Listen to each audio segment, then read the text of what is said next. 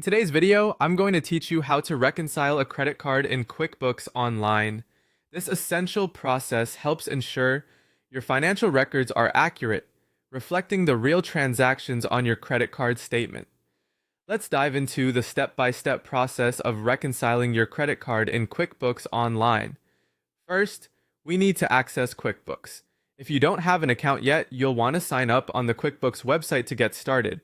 Once you're logged in, head over to the QuickBooks Online sign-in page. From there, you'll need to enter your account login credentials and click Continue. At this point, you may be prompted to enter your password, and after doing so, just click Continue again. Now you'll be at a page where you can select the company file you wish to work with. Choose the right file associated with the credit card account you're planning to reconcile. Once you've selected the company file, navigate to the dashboard where you'll find a variety of options available.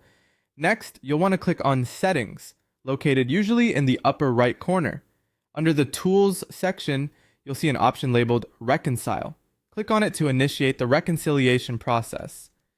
Now here's where you'll select the credit card account to reconcile. In the Account drop-down menu, choose the credit card account you want to work with.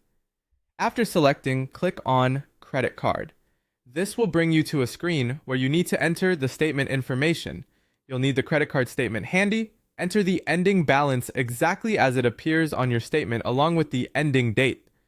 QuickBooks may prompt you to enter the beginning balance, but this is optional. With that done, click Start Reconciling.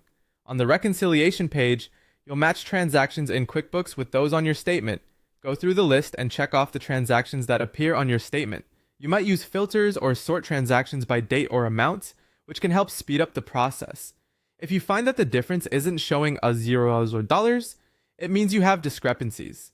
Look for any missing or duplicate transactions.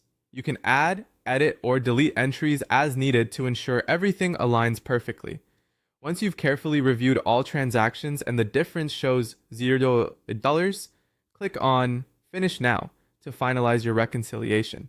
Doing this indicates that your records accurately reflect your credit card statement. Finally, QuickBooks will automatically generate a reconciliation report.